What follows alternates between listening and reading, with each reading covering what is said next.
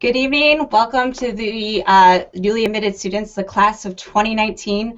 We're so happy to have you here tonight on our Google Hangout on Air for students interested in a few disciplines. So we have here tonight representatives, undergrads from the Woodrow Wilson School, as well as the History Department, the Politics Department, and the Economics Department. So we're excited to have you here. We're going to spend about 30 to 45 minutes talking about all things within these departments or disciplines. But first, I'd like to have everyone introduce themselves, and I'll start. My name is Mary Buckley, and I work here in the admission office at Princeton. Congratulations once again.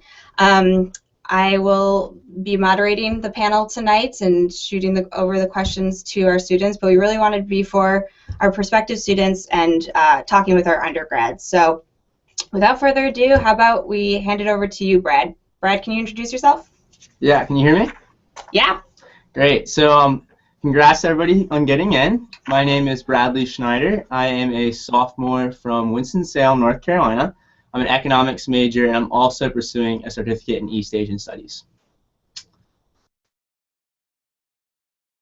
I guess I'll pop in. Hi, I'm Joelle Delavo. I'm a junior in the History Department. I am from Nassau, Bahamas, and I'm super excited to be here. Emery? Hi guys, my name's Emery Reelbird. I'm from Honda, Arizona, and I'm class of 2017 and a politics major with probably a certificate in East Asian Studies or Judaic Studies. And hi, I'm Tomi. I am a junior from Chicago, Illinois. I'm majoring in the Woodrow Wilson School, and I'm getting a certificate in French language and culture. Great, thank you everyone. So we already have a few questions coming through, which is great.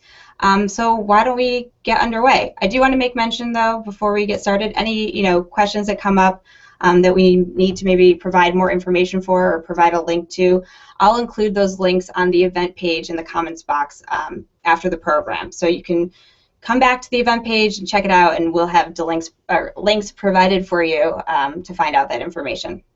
So this one has been upvoted a few times, so why don't we start here? What is the difference between majoring in international politics and the Woodrow Wilson School at Princeton? Can the Woodrow Wilson School students focus on certain elements of international relations more so than others? For example, politics over economics. So this sort of hits on everyone's department. Why don't, I don't know if Tomi or Brad wants to start with this one, but I'll toss it over to you guys. I can start, I guess. So one thing that's great about the Woodrow Wilson School is that once you decide that you're part of that major, you have a lot of options for areas of focus. My specific area of focus is international organizations and global governance, but there's also the option to focus on development across different regions of the world. You can focus on trade and economics. You can focus on things that are more related to finance. You can focus on politics in the United States or politics abroad.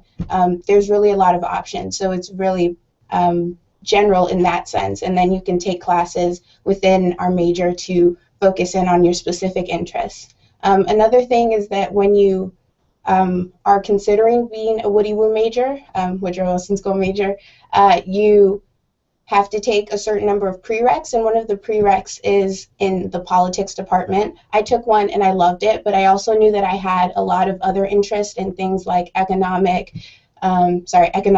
and different languages, and also a little bit in population studies. So I knew that I wanted to go with the more general route.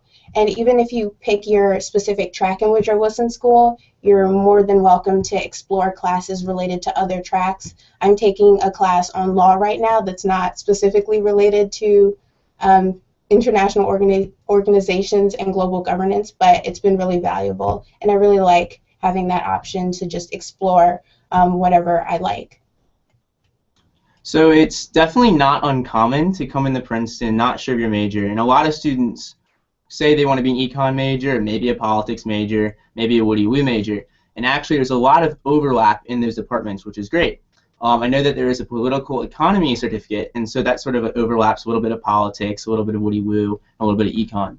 And so it's great to sort of get credits in all those departments at once, and so you can combine all those interests.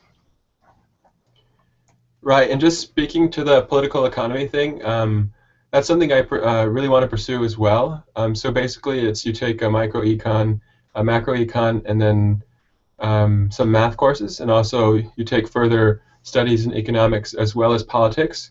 So it's basically designed so you get a mold of both, so you kind of get a little bit of econ and politics.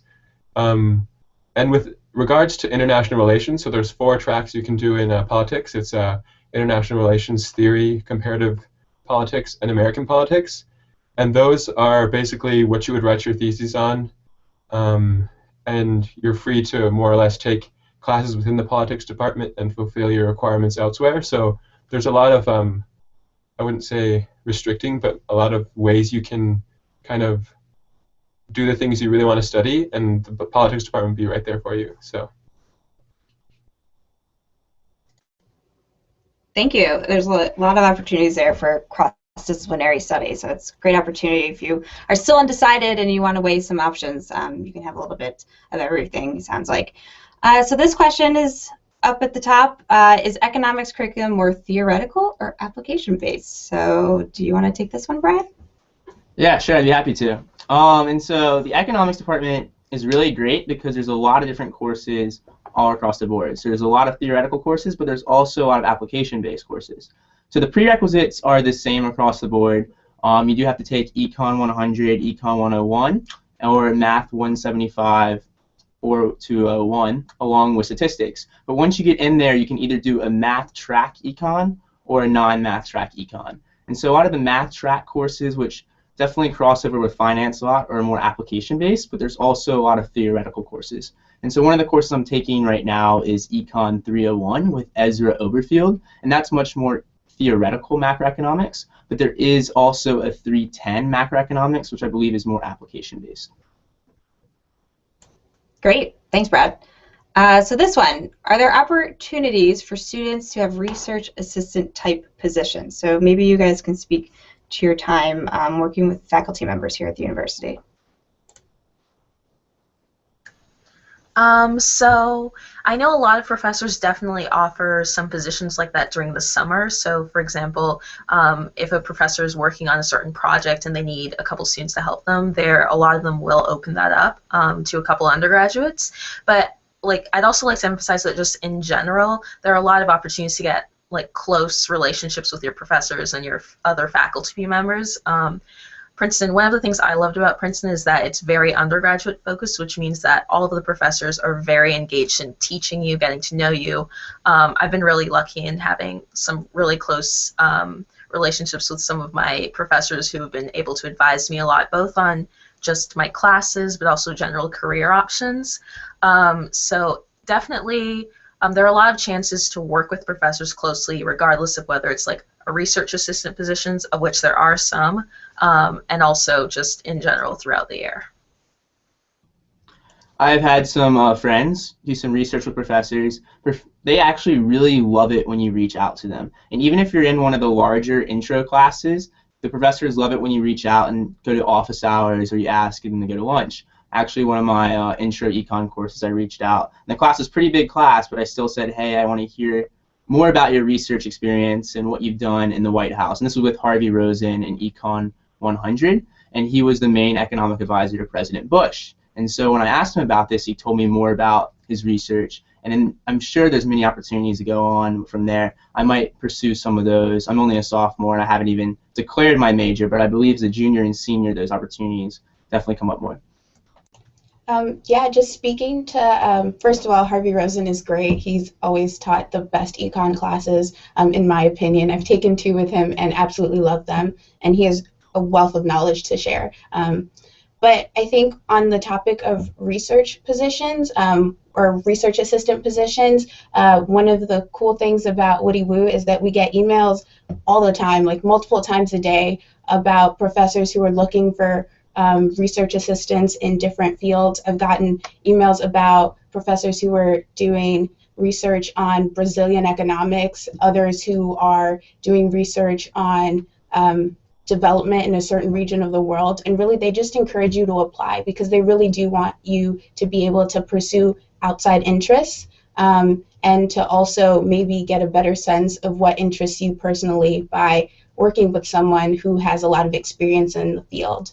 And then beyond that, I think that those are also really valuable opportunities to figure out what you want to do for your personal research. So you have your junior paper and your senior thesis, and I've had friends who have worked with professors on certain research projects, and they've decided to adopt a little bit of that research to sort of guide their independent work as a junior or a senior.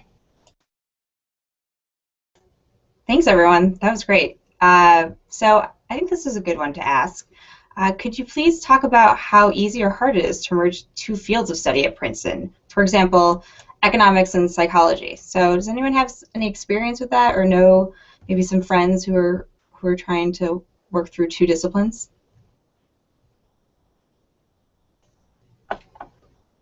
No? I do want to mention.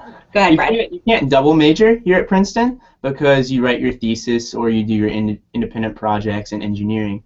But I have a lot of friends, and I'm also doing a certificate in East Asian Studies in addition to my major in economics. So while you can't, combine necessarily two very different majors when it comes to your actual major and your thesis necessarily, you can also do certificates in addition to that, and that allows you to do independent work in those topics as well. So there is a lot of opportunities there. Yeah, for the econ psych combination, I don't think that either of those specifically have a certificate that you can do, but if you wanted to major in econ and you wanted to take sort of a psych track as your certificate, you can do neuroscience, and if you wanted to major in psychology and wanted to take an econ track as your certificate, you can get a certificate in finance. There are departments, though, where you can get certificates. For example, there are opportunities to get Woodrow Wilson School certificates if you have another major. And then also an option that not a lot of people explore but is always open to you is the creation of your own major. I've had several friends who have pursued their own sort of pseudo majors that are loosely linked to two different types of topics. For example, I think a friend was trying to do one in environmental studies. It wasn't quite, she was trying to make it a bigger major, but she was pulling a lot of influence from law and anthropology. So really, if you choose to pursue that track, it's definitely open to you. Awesome. We actually have a student blogger as well on the admissions site who created his own major, and that major is aesthetics. So his name is Brandon. I encourage you to maybe check out his blog. He writes to a little bit about building out that curriculum. So this one is at the top. Let's take it. Is it common for students majoring at Woody Woo, as we affectionately call the Woodrow Wilson School, to pursue additional certificates in other subjects? And how many, if any, do Woodrow Wilson students tend to devote time to on top of their major? So I think we can certainly broaden that and just you guys speak to, you all have mentioned your certificate programs along the way, but what is typical during your time here?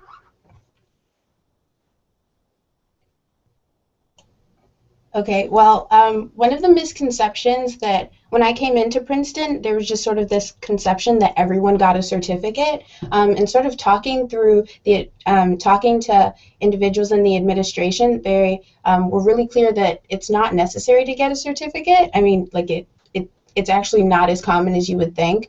But in the Woodrow Wilson School, I know quite a few people who are getting a certificate in a language. I think that's the most common addition to your major. There are some people who are getting 2 certificates, and really, if you want to pursue a certificate, I would say that my best piece of advice is to kind of decide on it early. With the Woodrow Wilson School, we have a lot of prerequisites, well, 4, but I think most other departments have around 2, and then if you want to get a certificate, those classes also take up a lot of time in your sort of the 32 courses that you take over your 4 years here. So I came in thinking that I would get 2 certificates, but I decided that I would only pursue one, specifically because I thought that there were a lot of other interests that I wanted to explore. So if I had decided to do certificates in both French and Spanish, I wouldn't have gotten to take classes in Portuguese, for example, or really just explore things that are completely unrelated. For example, poetry. I decided that that was something that I wanted to try, and it was amazing. I'm so glad that I did it. And I think with languages in particular, just because you don't have the certificate doesn't mean you don't know the language and you haven't taken the classes. Like, I can still speak Spanish even though I'm not going to have a piece of paper that says I've taken the classes. So I guess that is kind of an answer. Yeah, just like a side note to that also is that everyone has distribution requirements that they have to fulfill that makes pursuing other side interests definitely more easy. So, for example, even if you're a Woodrow Wilson School major or a history major or a politics major, you still have to take a class in a couple of science classes, a math class. And I know a couple of friends who were sort of on the line between Woodrow Wilson School and policy, but they still wanted to have a lot of scientific application and to have that experience. So I know a lot of them have majored in Woodrow Wilson, for example, and have a certificate in like robotics. So there are definitely a lot of opportunities to take whatever classes you're interested in, regardless of your major. And I mean, just to build off what everyone's saying, you might come into Princeton not knowing what your major is and not knowing what you'd like, and there are a lot of opportunities as freshmen to kind of get a feel for different things that maybe you never thought of. So I took a freshman seminar in geology, and I really enjoyed it. It was really fun, and I had never done any sort of geology, wasn't much of a science person, but I came in kind of with this curiosity to like look at new things and to look at rocks actually, and I really enjoyed it. I contemplated being a geo major. I was talking to my professor, and he was really into it, but I was like, although I really did like it and like really enjoyed the class, I find politics to be more interesting and probably more applicable to my life. But there are people, especially in the class, who came in thinking they'd be comp lit, but then they're like being geo majors now, and it's really cool to like take advantage of those opportunities, either in writing sem, which is kind of like you're writing on topics that aren't necessarily what you're like interested in, but they're really good too, and the freshman seminars are really a good opportunity. So you should look at those, and don't fret if you don't know what you're doing for your major, and if you do, that's great, but kind of explore, and when you're looking for classes, don't really try and like pick like religion or pick politics or econ. You should like load all the classes and just look at different things and be like, oh, do I fulfill the prerequisites? Or this seems cool, what is the description? And that's kind of how I found my Judaic Studies first course. It was a great books of the Jewish tradition, and I did that the same thing, and it was a great class, and that's kind of piqued my interest in religion and Judaic studies in general. So, but that's where that's at. So, great advice, everyone. And to build off of Emery's last point, you may have heard somewhere along the way in applying to Princeton that actually 70% of our students who put down an intended course of study on their application end up changing it by the time they declare their major, and they declare at the end of their sophomore year for the AB track. So just something to keep in mind. Certainly take advantage of those first 2 years and explore every discipline. You'll have every opportunity to do so here at Princeton. So let's take this question. It's up at the top. It's a great one. It comes from Jared. Does anyone have experience with internships outside of Princeton communities, such as in Washington, D.C.? Can anyone speak to that, or summer plans, what's ahead? Yeah, I can start off with that. So I've always been a summer camp guy growing up. I went for 13 years to my summer camp in North Carolina. And so this year was definitely an adjustment switching over, and I wanted to get an internship to sort of experience and apply what I've learned here at Princeton in economics to the world. And so what I'm doing this summer is real estate investment in New York City.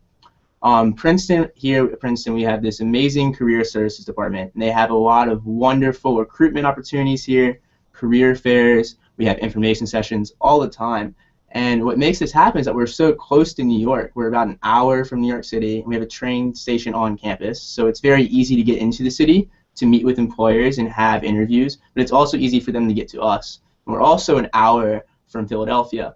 and DC is not that far either, so we have a lot of great opportunities there. And I'm serving as a peer career advisor with Career Services next year, and so I'll really get to work with that alumni career network, which is very strong here at Princeton. So there's a lot of wonderful opportunities there.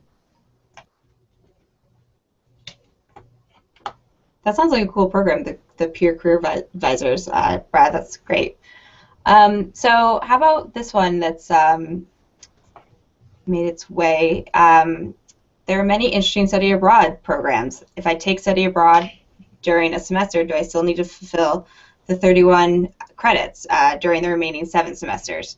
Does the study abroad program for the politics task force courses count for credits? So let's talk about study abroad opportunities, and especially in thinking about credit counts and how you build out your curriculum as a result. So for Woody Woo, they encourage you during your junior year, if you so choose, to study abroad through the task force program. So if you take a research seminar, one semester to complete your first JP, and then for your second JP, it's based on a task force. And we have task forces all over the world. I have a really good friend who's in Chile right now doing his task force. There's a task force in South Africa. There's a task force in Spain, and I think there's also one, I want to say, in either Scotland or Ireland. But there's just lots of opportunities for that. And as far as I know, you still have to get your 31 credits total, but in addition to the courses that you take here, the courses that you take overseas also count towards that, because our university has really good relationships with the host universities, and oftentimes there are Princeton professors over there in those other countries helping you.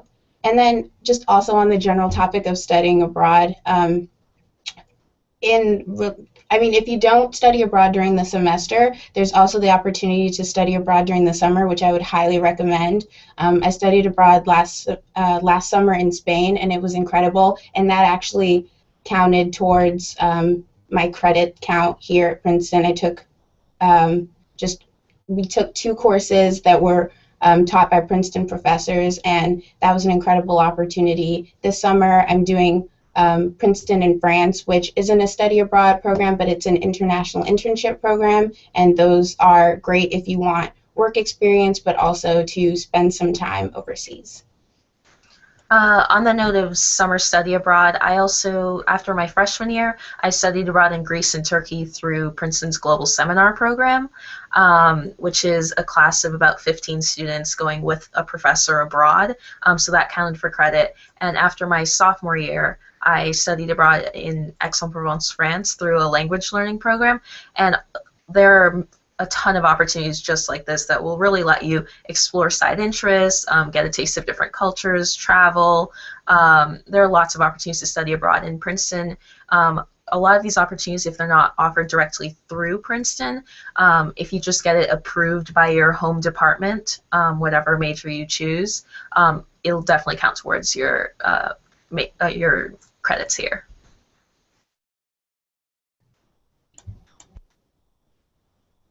And also, just talking about not really study abroad, but bridge year program. So I did the bridge year program before coming to Princeton. So I applied. I saw a little pamphlet in my little thing, and I was like, oh, this would be really cool to go to another country and basically live for 9 months and do an internship with community service, basically. Or in my case, I worked with the World Wildlife Fund in their Kunming office, and it was definitely a different time, and it's not, I guess, something for everybody, but at the same time, it's a great opportunity for you to kind of take a break and to kind of see yourself in the world, but also be a part of a Princeton community that follows you throughout your time here at Princeton.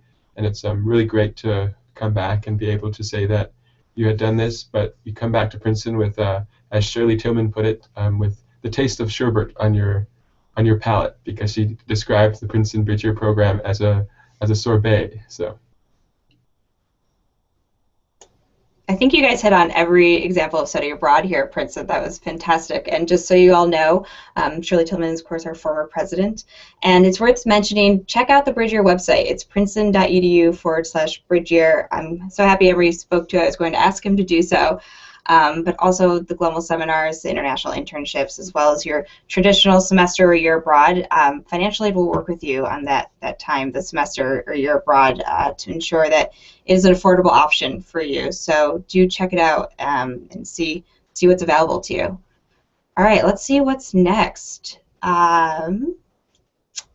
Let's see. How about this one? And I think it lends itself to some other interests, some extracurricular interests. And so I don't think it necessarily has to be tied to Woody Woo. But if you are a musician, have you been able to intertwine your musical pursuits in any way with your studies at the Woodrow Wilson School? Does anyone want to take that from going in the classroom to taking it outside of the classroom? Yeah, so personally not quite, but there are definitely a lot of ways to work in side interests like music into your academic curriculum if you want.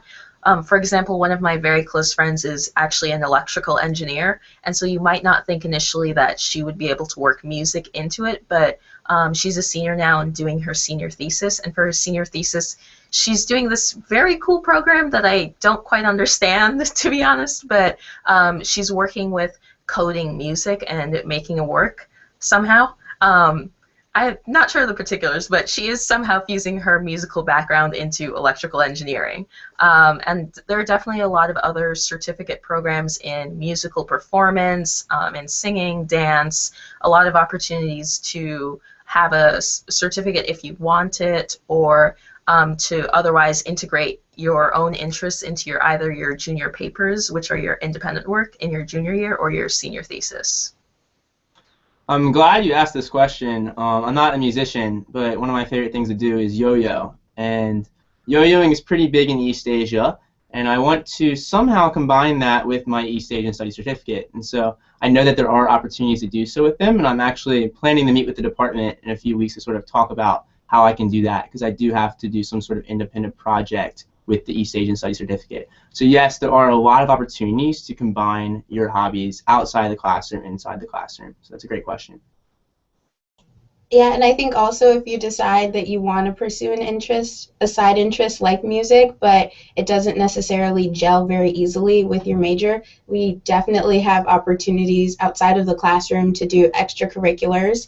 I have a really good friend who is a Woodrow Wilson School major, and he's actually getting a certificate in French. But for a while, he thought that he would get a certificate in music performance, and he actually decided that he would just pursue interests not in the classroom that were related to music. So he joined the Princeton University Rock Ensemble, and he loves that. He's taking a class this semester on songwriting that's related to our creative writing department, and he's had such a great experience with that. He's like, I've never felt so fulfilled musically. So if that's something you want to pursue, the opportunity is totally there for you. Yeah, go for it. It's worth mentioning that songwriting course is actually taught by Paul Muldoon, the famous author and full-time faculty member here at Princeton, and they actually got to perform for Paul Simon this year, and Paul Simon critiqued their work. So what an amazing and unusual experience for our undergrads here.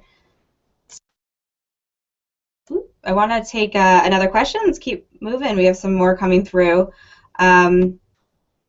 This one is a good one. Let's see. So Woodrow Wilson majors even feel that interdisciplinary nature of the program doesn't give them the opportunity to go as in-depth as any one field of study as compared to students in more supposedly traditional majors. So do you maybe tell me, want to speak to the breadth of your education within the Woody Woo, and then anyone else want to take it from there and their experience? Sure. So I think that what draws a lot of people to the Woodrow Wilson School, or well, it's what drew me in, is that I just kind of wanted to know a little bit about everything.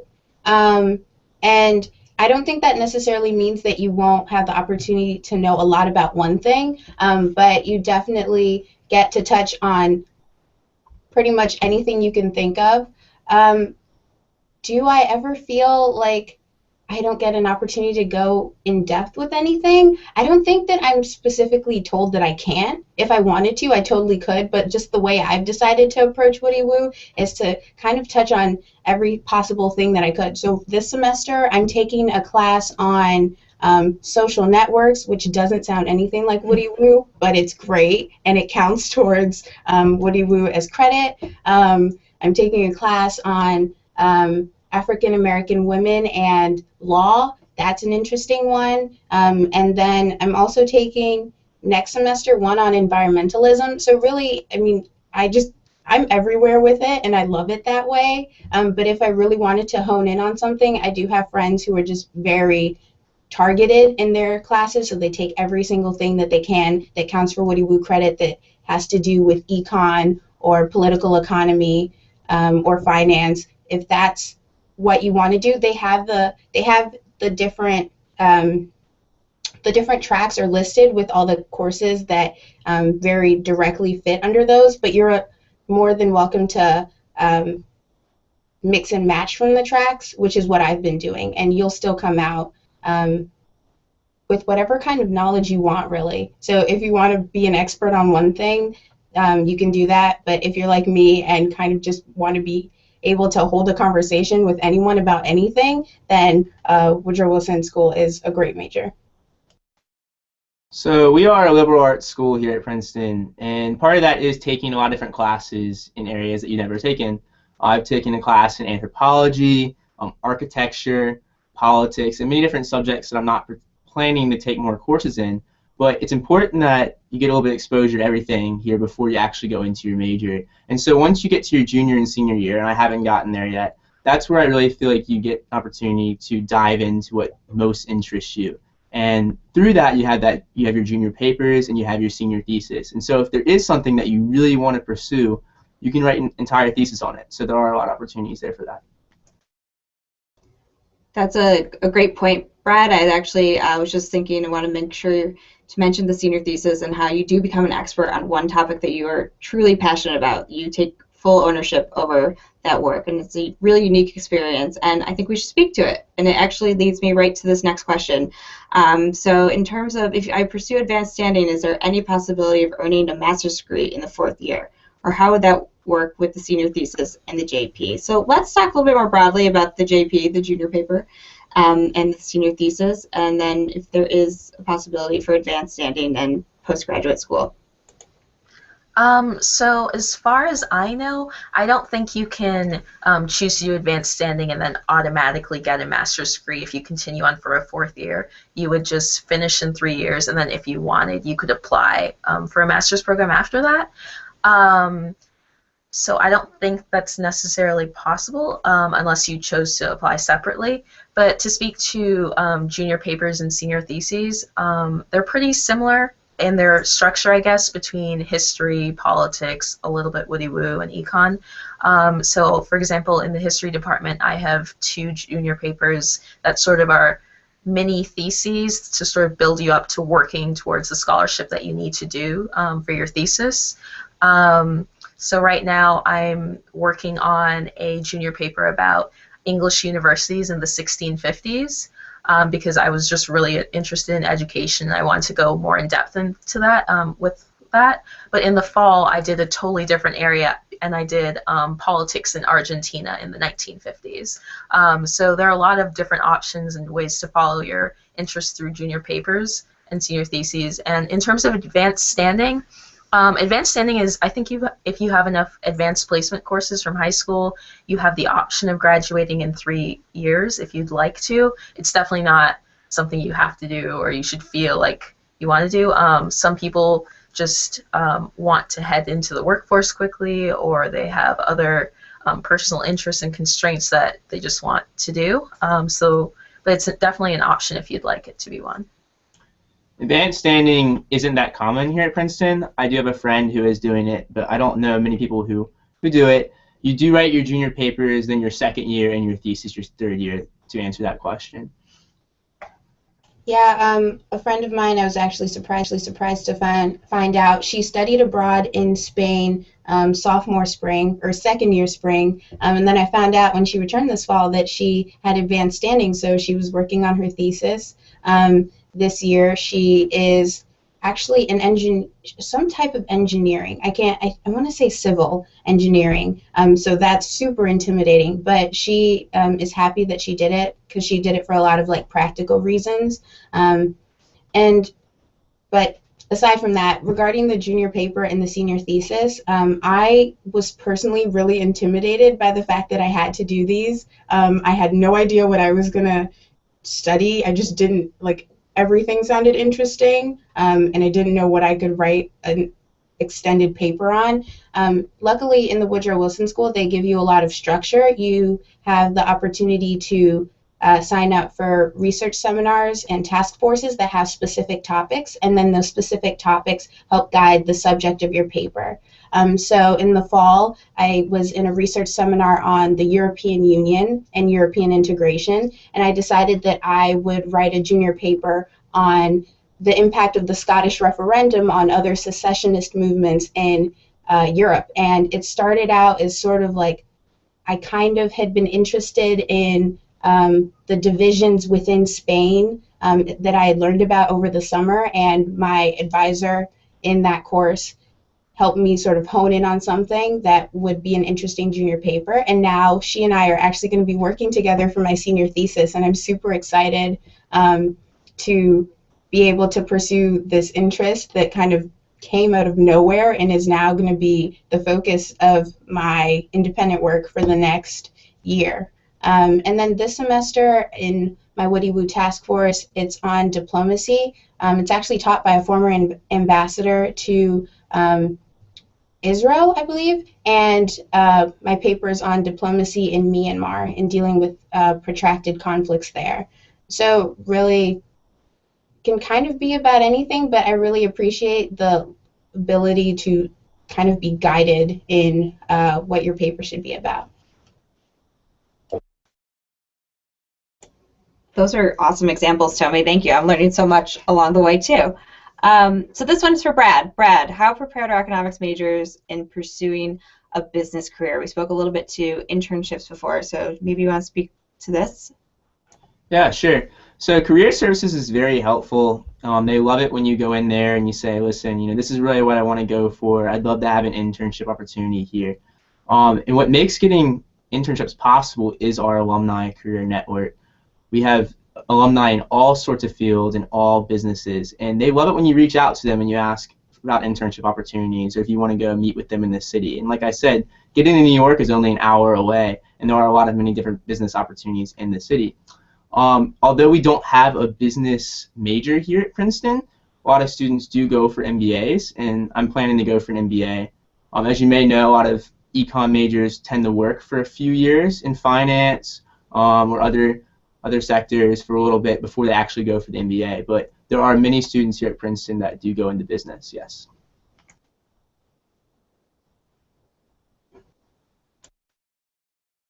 Oh, there we go. Perfect. Thank you. So this is a great one to think about, and it specifically says for Woodrow Wilson majors, but let's broaden it and open it up to all of you. Usually going into public service after graduation, or what kind of career opportunities are there in public service? And I think this could easily be answered by any one of you. So one of you want to start off?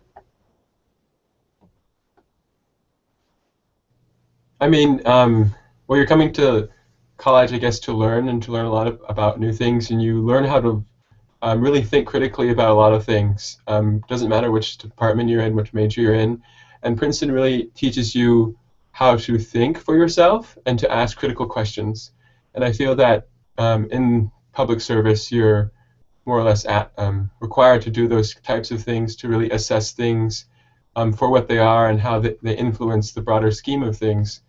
And I do have a lot of friends who go into the State Department, particularly seniors last year, and it was just interesting to see that and oh wait, you're gonna go into service with the government, and there are also a lot of interesting things to do. It doesn't matter really which your major is, but kind of how your interests lie and if you have the things available. So like East Asian studies, for example, some of the people do work for the different parts of the government, or it doesn't even have to be the United States government, it could be other governments as well.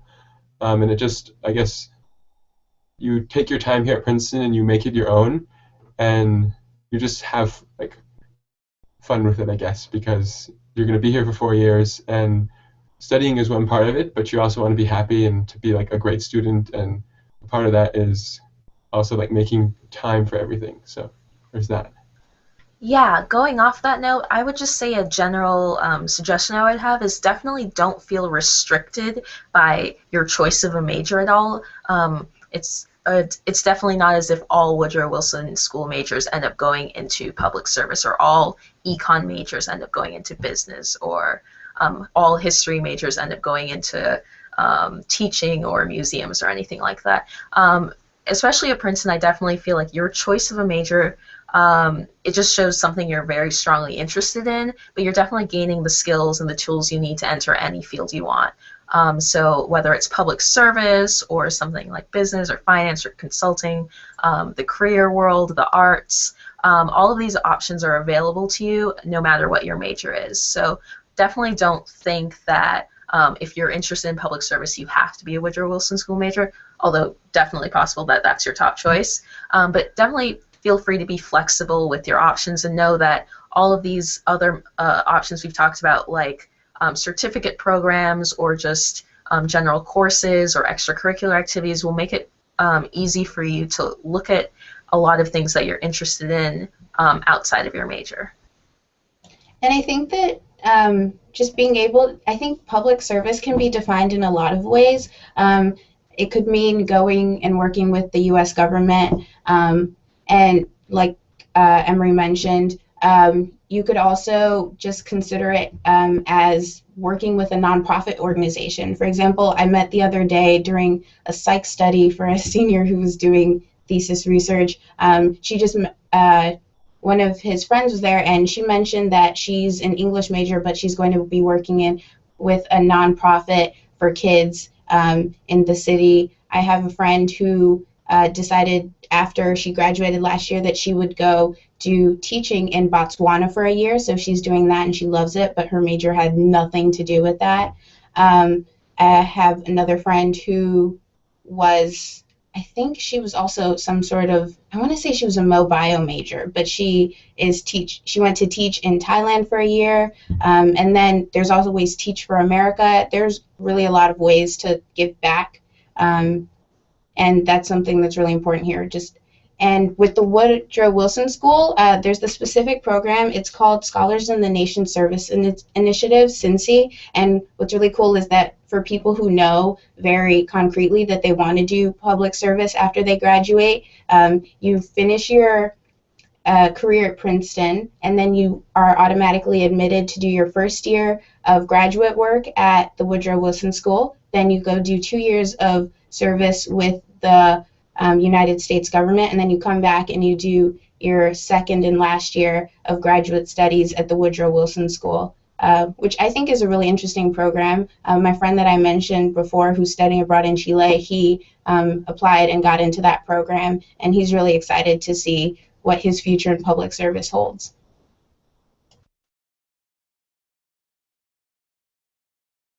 Perfect. Those were all great examples, everyone. I also want to make sure we note that the PACE Center, the Center for Civic Engagement here on campus, has a variety of programming available for students and a lot of opportunities to build out your own programs about issues or topics or current affairs that you're passionate about, going out and working on those topics in the field. So it's pace.princeton.edu, and I'll be sure to include that on the page as well.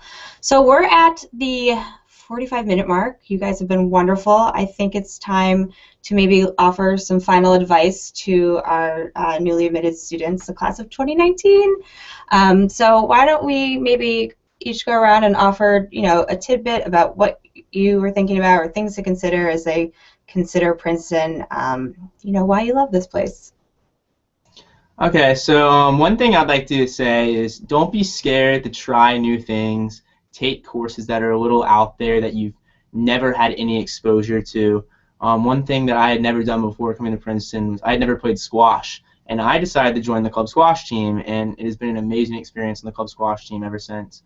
So if there's a class that really strikes you as something that could be really interesting, and just go for it and see what you think of, and you can drop it if you don't like it, but maybe the first 2 semesters or so, try something different, and don't be so set on a certain major. Give yourself an opportunity because maybe you want to pursue a certificate in that field as well. So take advantage of new opportunities here at Princeton. So I guess my piece of advice would be to be prepared to be surprised and to see things that are totally out of the ordinary and to meet people with different points of view. It's sort of cliche, but everyone always says that when you come to Princeton, the best part about Princeton is the people, because you're coming from your own background and you meet so many people with other points of view, other perspectives, other opinions, and you learn a lot both about yourself and about what you want to do in the world. So don't try and restrict yourself to any one specific academic track or personal group or anything. Especially during your first couple of years, be really open to, sort of what Bradley said, I guess, before, but be open to meeting new people, trying new things.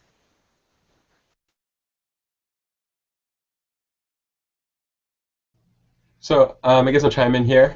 Don't be afraid of failure. You might come back into Princeton thinking that you've kind of done really well in high school and that you had really good grades at one point, and that might be true. Or you come into Princeton and you get like what you think is a bad grade, or you've never seen it before or something. Don't be afraid to look at that grade and be like, okay, well, it happened. And to say that, like, that's what you're here to do, is to learn. If we knew everything and always got perfect grades, then did we really come in learning something? And kind of ask yourself, like, how can I make myself better and what can I do? And don't feel bad. I definitely felt bad when I didn't do so hot on one of my problem sets, and I was like, oh, the world's going to end. And then one of my senior friends was like, you know what? In the grand scheme of things, like, this is not going to matter that much. And in the grand scheme of things, it didn't. Like, I passed that class with a grade that was, like, in that moment of time, I thought I would never get that grade.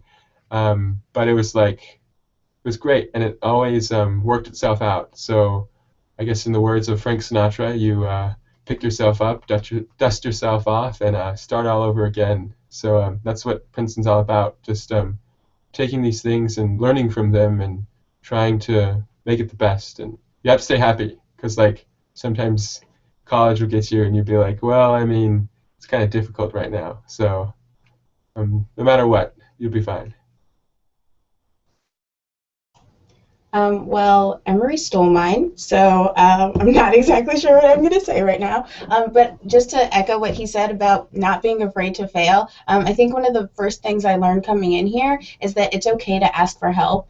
I was just so used to kind of being able to handle everything and knowing exactly what to do and how to approach my problems and get everything figured out in high school, that when I got here and sometimes found myself kind of a little lost or concerned with how I was doing, I was a little bit just scared to reach out. But honestly, one of the things that I've learned is that everyone here really wants you to succeed. Like, you may feel like failure is just, it's a terrible thing and it's something to be ashamed of, but really it's just about recognizing your strengths and weaknesses and then really readjusting once you know how to tackle a situation. And that understanding of how to readjust comes with talking to people who know exactly what's going on. So talk to your director of studies, talk to older students, talk to your director of student life. Those are the meaningful conversations that have really helped me know the best way to navigate this place. And then I guess the other thing is just go for it. I think I've probably said that 2 or 3 times already in this talk, but it's the motto I set for myself at the beginning of this year.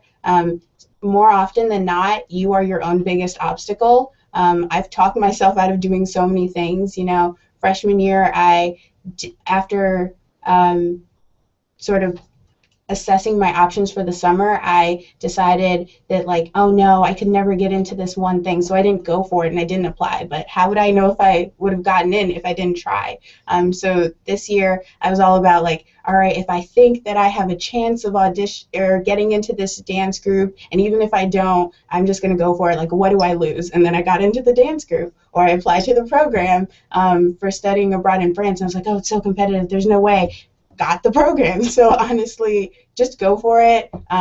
If it works out, then you have a great story to tell and you're super happy. And if it doesn't work out, you can just chalk it up to experience, you know? I mean, it's college, so what are you here for other than experiences, you know? Awesome, and I love that line. Go for it. And I also am very happy that both Frank Sinatra and Paul Simon were mentioned in our Hangout tonight. So guys, that was wonderful. You had great advice, great responses to these questions. Few little housekeeping items for our viewers at home. Just want to make mention that tomorrow night is our final Hangout. It's Life Sciences and Mathematics. So if you're interested in those, be sure to tune in, 9 p.m., same spot. In addition, any more questions for us, you can certainly reach out to our office at uaoffice@princeton.edu. We're also on Twitter at the handle at Apply Princeton, so APPLY Princeton. In addition, be sure to use the hashtag. Share your experiences over the month. If you come and join us for one of our 2 preview programs later in the month, use the hashtag Princeton Preview or Princeton 2019. And as always, you can certainly visit our student blog online. Tomi is actually one of our student bloggers, so you'll see a familiar face if you visit admission.princeton.edu/blogs. It's a great way to learn more about everyday life at the university. So I think that's a wrap. Can I get one final wave from our amazing student panelists?